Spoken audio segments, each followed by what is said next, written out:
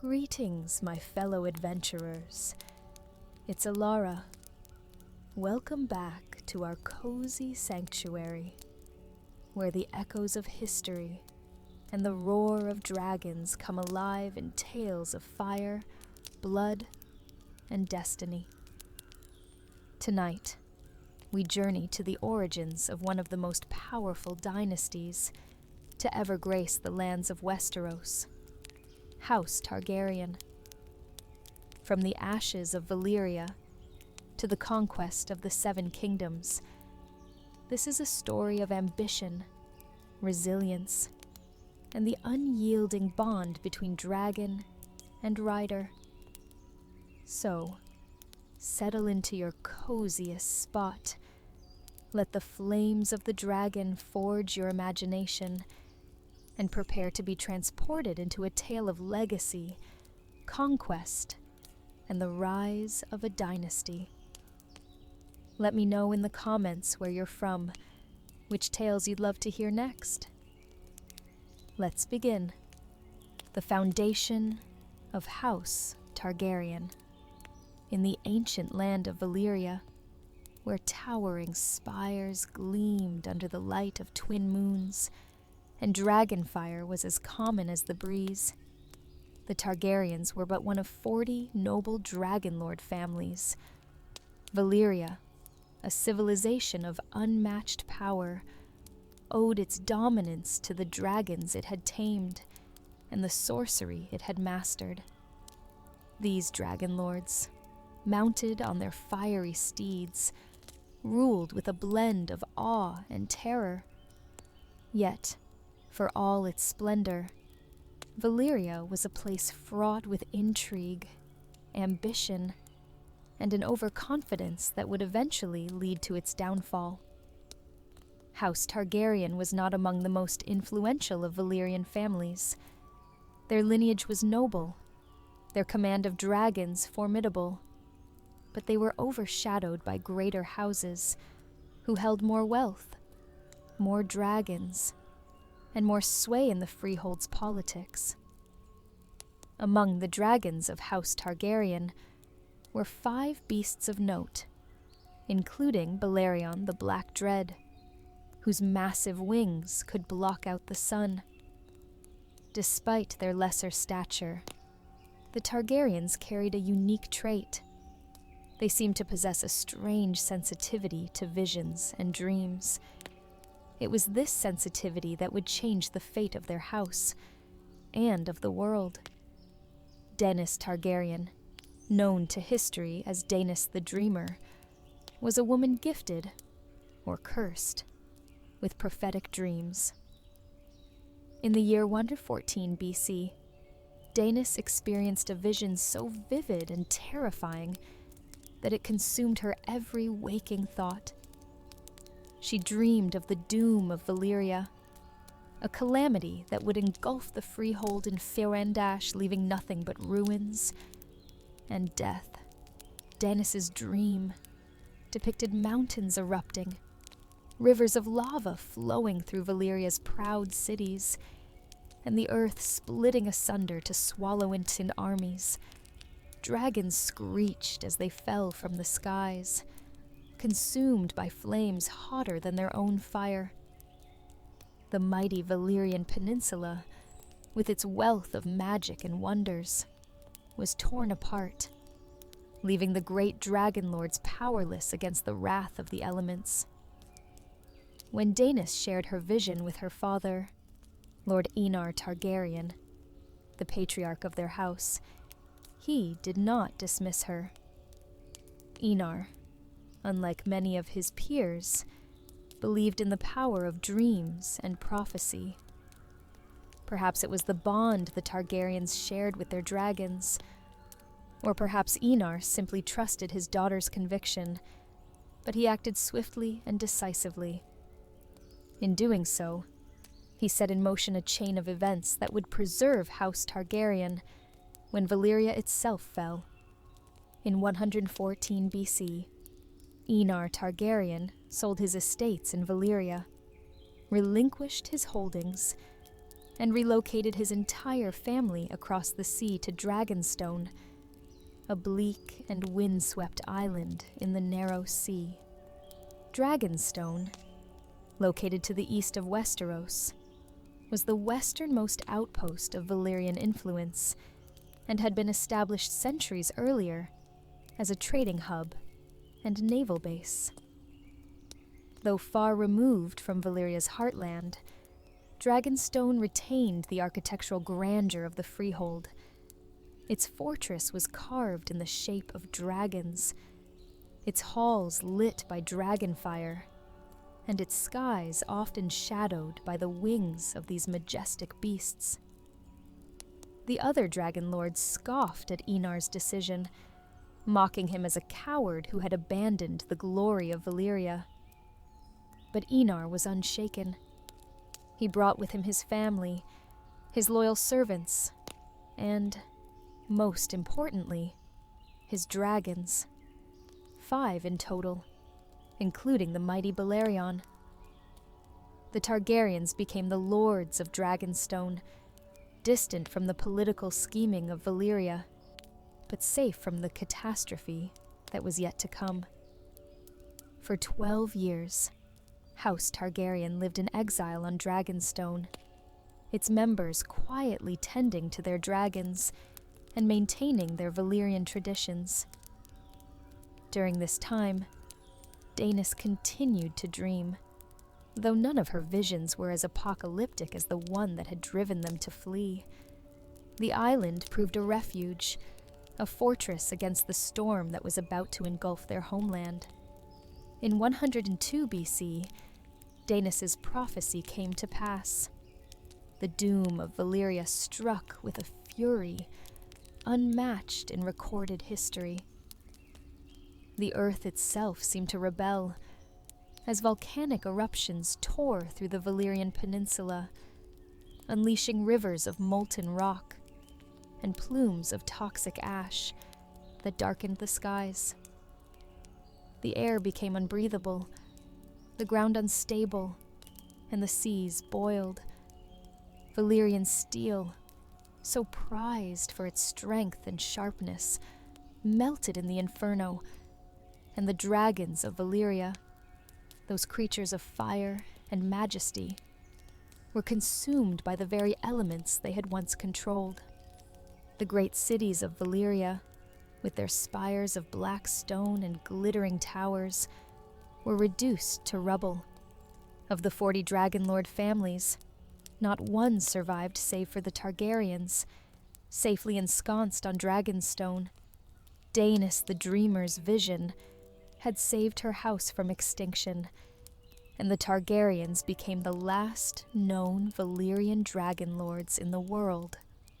The doom not only marked the end of Valyria, but also sent ripples through the rest of the world. The Freehold's colonies and client states, once bound by Valyrian power, were left to fend for themselves. In Essos, the great cities of the Giscari rebounded, and the free cities gained independence. In Westeros, the 7 kingdoms continued their petty squabbles, unaware that a storm was brewing just beyond their shores. For the next 100 years, the Targaryens remained on Dragonstone, an isolated house surrounded by an alien culture. The Lords of Dragonstone observed the political landscape of Westeros with interest but did not interfere. They maintained their Valyrian customs, marrying within their family to preserve their bloodline and their affinity with dragons. Over time, the Targaryens became a curiosity to the Lords of Westeros, a remnant of a forgotten empire, clinging to their dragons and their ancient ways. During this period, the Targaryens fortified Dragonstone, expanding its defenses and ensuring the health of their dragons. They also cultivated alliances with select houses in Westeros, trading goods and information, while remaining aloof from the continent's internal wars. The Targaryens understood that their dragons made them both powerful and a potential threat, and they used this reputation carefully, never overplaying their hand. By the time Aegon Targaryen inherited the lordship of Dragonstone in the 1st century AC, after conquest, the Targaryens were a house poised for greatness. Aegon, a young and ambitious Dragonlord, saw an opportunity in the fractured kingdoms of Westeros. The continent was divided into 7 realms, each ruled by its own king, and these kingdoms were frequently at war with one another. Aegon recognized that the division and strife made Westeros ripe for unification, a unification that only a Dragonlord could achieve. With his sister wives, Visenya and Rhaenys, Aegon began to prepare for a conquest that would change the course of history. The Targaryens' 3 dragons, Balerion, Vhagar, and Meraxes, would serve as the instruments of their dominion, their flames a reminder of Valyria's once unrivaled power. Though the wars and triumphs of Aegon the Conqueror lay ahead, the foundation of House Targaryen had already been laid, built on the ashes of Valyria and the foresight of Daenerys the Dreamer. The foundation of House Targaryen is a story of survival, vision, and destiny. While the other Dragonlords of Valyria were consumed by hubris, the Targaryens heeded a warning that ensured their survival. On the island of Dragonstone, they preserved not only their bloodline, but also the legacy of Valyria, keeping the knowledge of dragons and sorcery alive. This foundation would serve them well as they prepared to step onto the stage of Westeros. The Targaryens were no longer a minor house of Valyria. They were the last scions of a lost empire, Dragonlords with the power to reshape the world. And as the pages of history turned, they would prove that even the smallest embers could ignite an inferno. The rise of the Dragonlords. On the windswept island of Dragonstone, where the storms of the narrow sea battered jagged cliffs and blackened towers, a young Aegon Targaryen gazed westward. The continent of Westeros stretched before him like a vast and fractured puzzle, its kingdoms divided by centuries of rivalry and bloodshed. 7 kings ruled 7 realms, each intent on preserving their power. Yet to Aegon, they were not kingdoms. They were an opportunity. The Targaryens had lived on Dragonstone for over a century, content to rule their isolated domain, while the legacy of Valyria faded into legend. But Aegon was different. He possessed an ambition that burned as fiercely as dragon fire, and a mind as sharp as Valyrian steel. He saw in Westeros a land that could be united under one banner, his banner, and he had the means to make it so. Aegon's vision was born of both necessity and opportunity. The doom of Valyria had left the Targaryens as the last Dragonlords in the known world, their survival a testament to the foresight of Daenerys the Dreamer.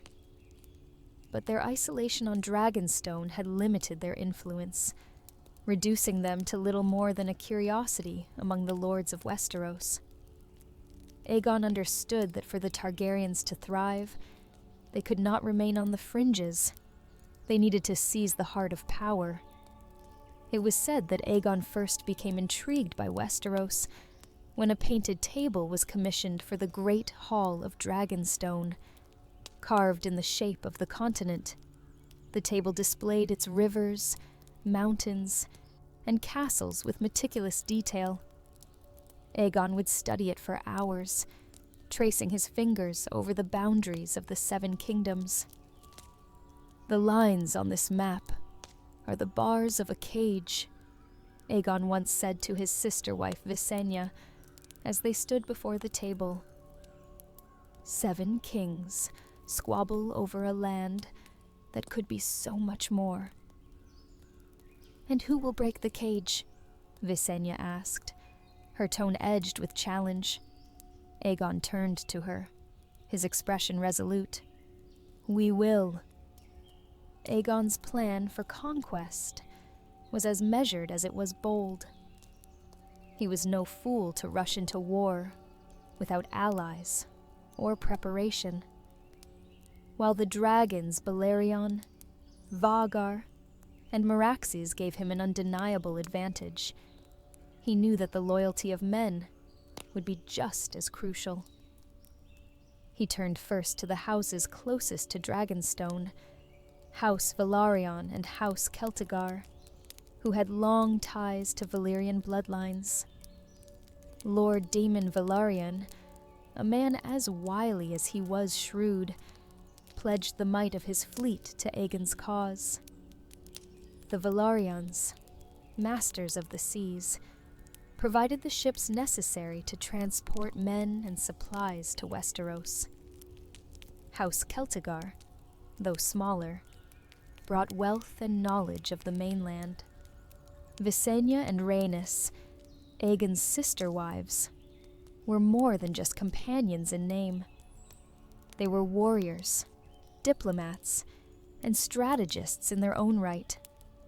Visenya, stern and pragmatic, was a fearsome swordswoman who wielded the Valyrian steel blade, Dark Sister.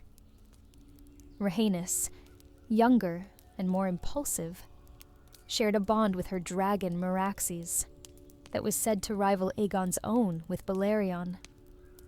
Together, the three formed a trinity of fire and ambition.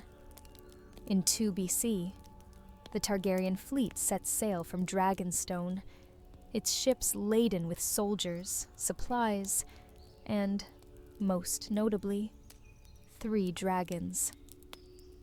They landed at the mouth of the Blackwater Rush, a location chosen for its strategic position at the heart of Westeros.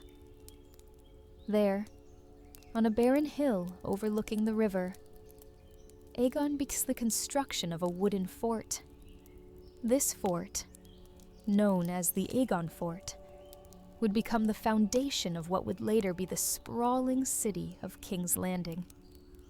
The arrival of the Targaryens did not go unnoticed. Messages were sent to the rulers of Westeros, informing them of Aegon's intent to unite the 7 kingdoms under one rule. The responses varied. Some laughed, others scoffed, and a few prepared for war. When Lord Torrhen Stark of Winterfell received the message, he famously remarked, "Dragons do not frighten wolves." But even he would soon reconsider the wisdom of that sentiment. Aegon's first test of strength came at Harrenhal, the massive fortress of Harren the Black. Harren, the ruler of the Riverlands, had built his castle to withstand any siege, its walls so thick that no army could breach them. Yet Harren had not accounted for dragons. Aegon flew Balerion over the castle, his shadow stretching across the battlements like an omen of doom. He called out to Harren, offering him the chance to bend the knee and spare his people. Harren, proud and defiant, refused. "That castle of yours may stand against men," Aegon said, his voice carrying over the walls. "But it will not stand against a dragon." Harren laughed. "Then you'll see the strength of Harrenhal's walls, Dragonlord."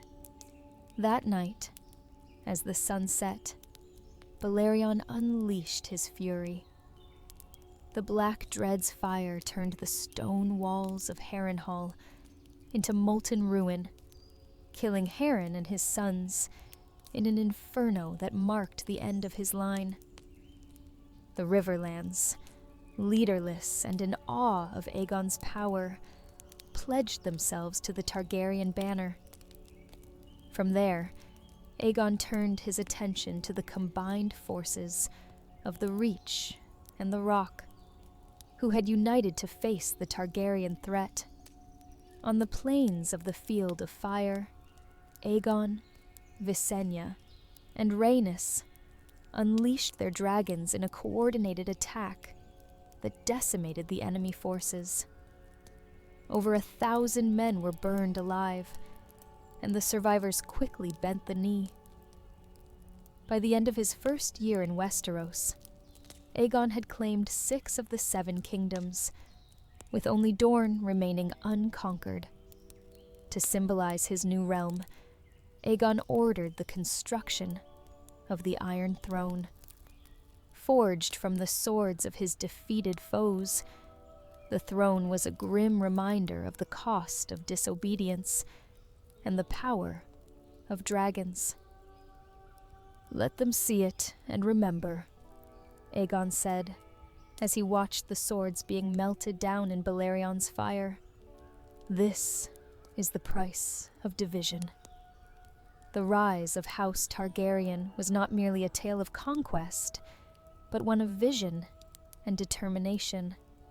Aegon's ambition, tempered by the counsel of Visenya and Rhaenys, laid the foundation for a dynasty that would endure for nearly 3 centuries.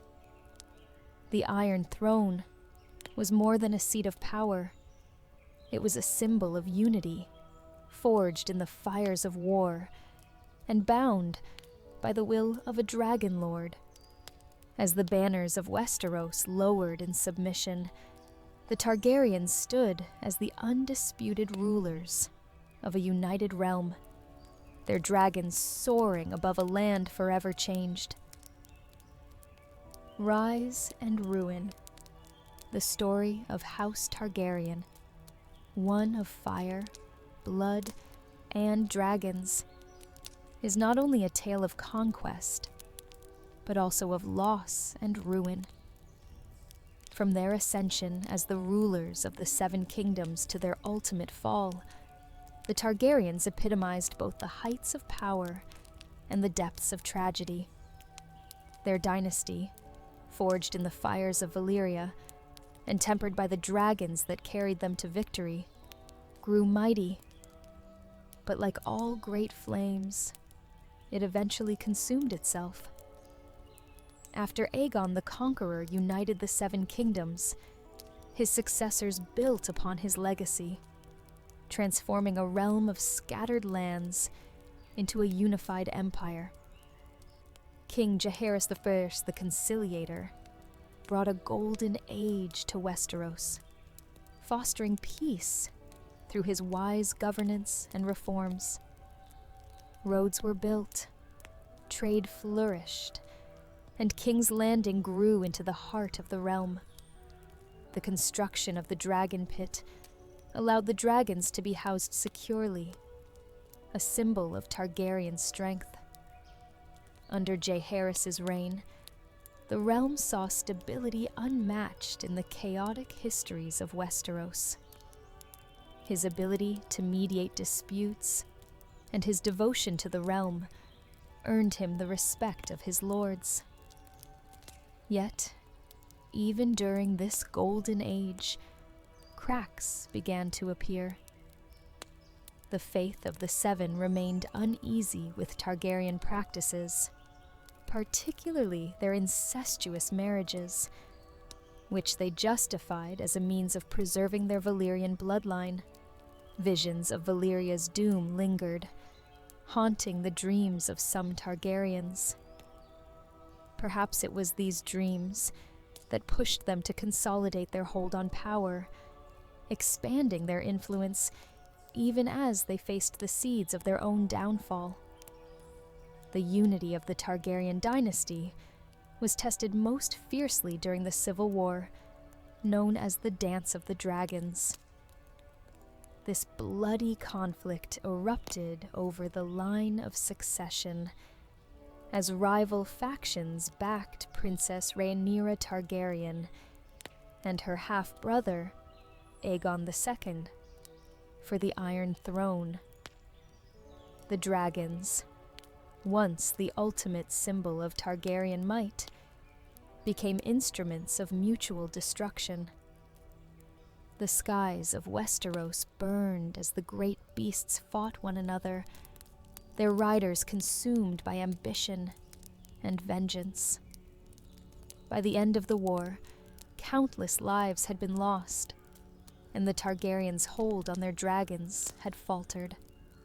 Of the dozens of dragons alive before the dance, only a few survived, and even they were shadows of their former glory. The dragon pit became less a place of power and more a tomb for a dying breed. This marked the beginning of a new era, one where the Targaryens were no longer invincible. The decline of the dragons had profound consequences for the Targaryens. Without these majestic creatures to command, the dynasty's mystique and power waned. Over the generations, the remaining dragons grew smaller and weaker, until the last known dragon, a sickly, stunted creature, died during the reign of King Aegon III, known as the Dragonbane. The extinction of the dragons left the Targaryens vulnerable. Where once they had ruled through the fear and awe inspired by their fire-breathing beasts, they now had to rely solely on political maneuvering, military might, and the loyalty of their bannermen. Their rule persisted, but their aura of divinity had faded. The final blow to House Targaryen came with the reign of Aerys II, known as the Mad King. Aerys began his rule with promise, but over time, his paranoia and cruelty consumed him. He distrusted his lords, executed those he suspected of disloyalty, and alienated even his closest allies. His descent into madness isolated the crown, leaving the Targaryens without the support they desperately needed. The breaking point came when Rhaegar Targaryen, Aerys' son and heir, abducted Lyanna Stark, the betrothed of Robert Baratheon. The act ignited Robert's rebellion, a war that would shatter the Targaryen dynasty. The rebellion was swift and brutal. Key battles, such as the Trident, where Robert Baratheon himself slew Rhaegar, marked the beginning of the end. King's Landing fell when Tywin Lannister, under the guise of loyalty, betrayed the crown and allowed his forces to sack the city. Jaime Lannister, a member of the Kingsguard, killed Aerys to prevent him from unleashing wildfire upon the city. The Targaryen reign was over, their dynasty reduced to ashes. The surviving members of House Targaryen, Viserys and his infant sister Daenerys, fled across the narrow sea, smuggled away to Essos. There, in exile, the once mighty Dragonlords became little more than beggars, reliant on the generosity of foreign lords and merchants. Yet, even in their darkest hour, the Targaryens clung to the belief that their destiny was not over. Viserys dreamed of reclaiming the Iron Throne, though his ambition was clouded by bitterness and delusion. Daenerys, meanwhile, grew up with little understanding of the power her family once wielded, but her connection to her Valyrian heritage would soon awaken. The fall of House Targaryen was not simply the result of external forces, but also of internal flaws: hubris, greed, and an inability to adapt to a world without dragons. Yet, their legacy endures. The Iron Throne, forged from the swords of their enemies, remains a potent symbol of their might. The stories of their dragons and conquests, still echo through the halls of Westeros. As Daenerys Targaryen would later rise to prominence, her journey became a testament to the resilience of her house. The dream of fire and blood, though diminished, continued to burn, waiting for a chance to rise again. As the tale of House Targaryen's rise and legacy draws to a close, let this journey remind us of the power that lies in ambition and the delicate balance between unity and hubris.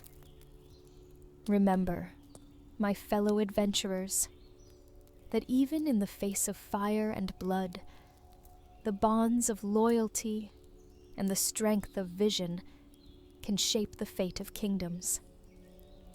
Thank you for joining me tonight. Until next time, may your dreams be filled with the roar of dragons, the glow of the Iron Throne, and the promise of new legends waiting to be told. Good night.